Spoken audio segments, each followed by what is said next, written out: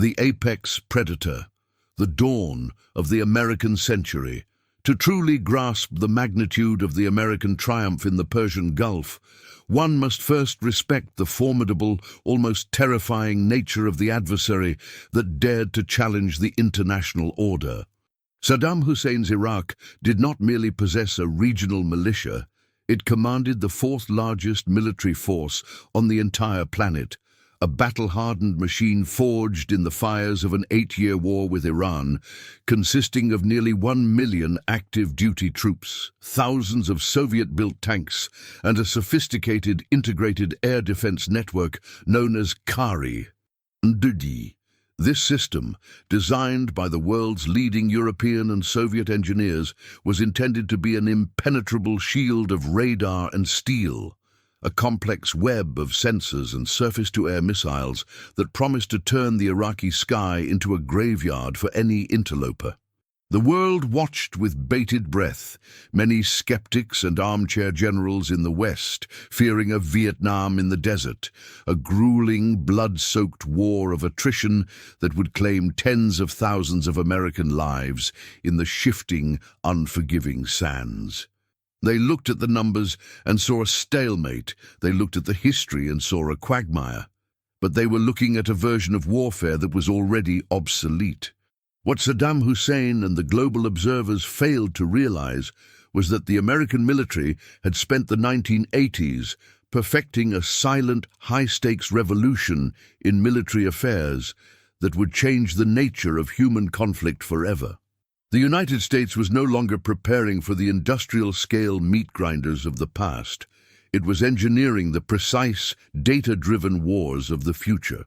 Through a logistical miracle known as Operation Desert Shield, the United States military performed a feat of transportation and mobilization that defies logical explanation. In a matter of mere months, the U.S. moved a city's worth of infrastructure, thousands of tanks, millions of tons of ammunition, and 500,000 personnel across the globe in record time. This aluminum bridge of C-5 Galaxies and C-141 Starlifters, combined with a relentless naval convoy, showcased a projection of power that no other nation in human history could hope to replicate. It was a mobilization that turned the Saudi desert into a massive high-tech American fortress, signaling to the world that the sleeping giant had not only awakened but had evolved into an apex predator of the digital age, capable of sustaining a total war effort on the other side of the planet with the casual efficiency of a modern corporation.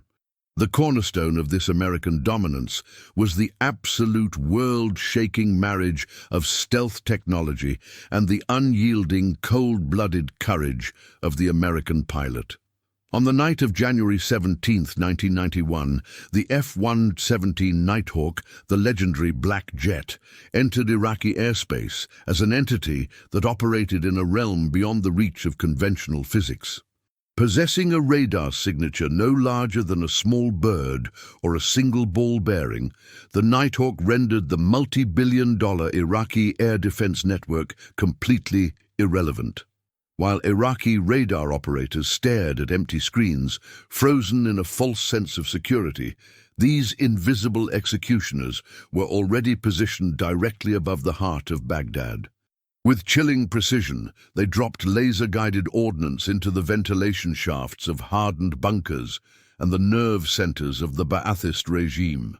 This was the debut of the smart bomb, a weapon that could navigate itself through a specific window from 30,000 feet, effectively ending the era of area bombing and ushering in a time of surgical lethality. Simultaneously, the U.S. Air Force and Navy unleashed a wave of electronic suppression that was as devastating as any physical explosion. EA-6B Prowlers and EF-111 Ravens flooded the Iraqi electromagnetic spectrum with noise, blinding every radar dish and severing the link between the high command and the frontline troops. This was strategic paralysis in its purest and most terrifying form. By decapitating the enemy's ability to communicate, the United States rendered a million-man army into a disorganized, panicked mass of confused soldiers who were being struck by an enemy they could not see and could not find.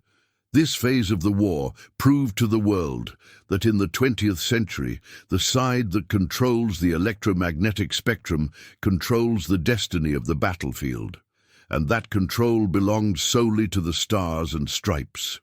The sheer audacity of American pilots flying into the teeth of the most heavily defended city on Earth, dismantling it within hours and returning home without a single scratch, remains one of the greatest testaments to American ingenuity and the absolute bravery of those who wear the uniform. When the order was finally given for the ground offensive, after weeks of relentless aerial bombardment that had already shattered the Iraqi will, the world expected a slow, methodical advance. Instead, it witnessed a masterclass in armored maneuver warfare that left historians and military analysts speechless. The American M1A1 Abrams tank, a 70-ton behemoth of depleted uranium armor and computerized fire control, proved to be an unstoppable force of nature that moved with the speed of a desert predator and the crushing weight of a titan. During the legendary Battle of 73 Easting, American tankers utilized advanced thermal optics to peer through the pitch-black night and the choking, oily smoke of 700 burning wells. They engaged and annihilated Iraqi T-72 tanks from miles away, hitting targets that were completely invisible to the enemy's outdated Soviet optics. The Iraqis weren't just losing a battle, they were experiencing a total technological eclipse. Accompanying this armored spearhead was the Steel Rain, the multiple launch rocket system, MLRS, which saturated Iraqi positions with a level of firepower so intense it defied description. Each salvo could carpet bomb a grid square with hundreds of sub-munitions, breaking the enemy's will to fight in a matter of seconds. In a staggering, lightning-fast 100 hours of ground combat, the United States military dismantled an entire national defense infrastructure. The speed of the advance was so overwhelming that thousands of Iraqi soldiers began surrendering to anything that moved, to news crews, to tanks, and even to unarmed pioneer drones circling overhead.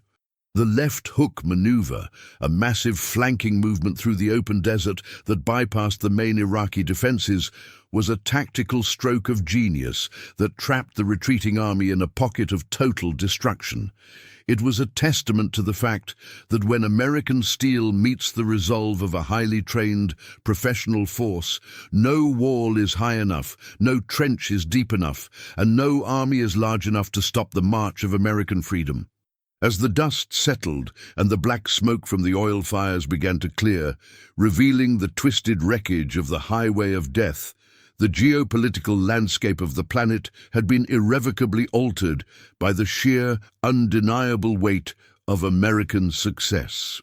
Operation Desert Storm was not just a victory for the liberation of Kuwait. It was the definitive, thunderous statement of American sovereignty and the birth of a new world order where the United States stood as the lone, undisputed guardian of global stability. The United States had demonstrated to every friend and foe alike that it possessed the superior vision, the superior technology, and the superior moral clarity to lead the world out of the long darkness of the Cold War and into a new era of peace through strength.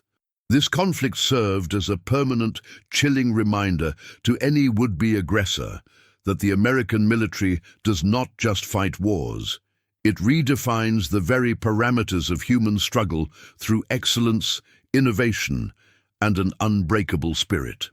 Decades later, the lessons of the Gulf War continue to echo in every war room across the globe, serving as a reminder of the night the world changed forever under the shadow of the Nighthawk. It was the moment the world finally realized that numbers, raw courage, and static defenses are no match for the synergy of American innovation and the unyielding, patriotic spirit of its soldiers. This is more than a historical record. It is the saga of a superpower at its absolute zenith. A nation that led a global coalition to a victory so complete it seemed like a work of fiction, and proved, beyond any shadow of a doubt, that the future of the world belongs to the land of the free and the home of the brave.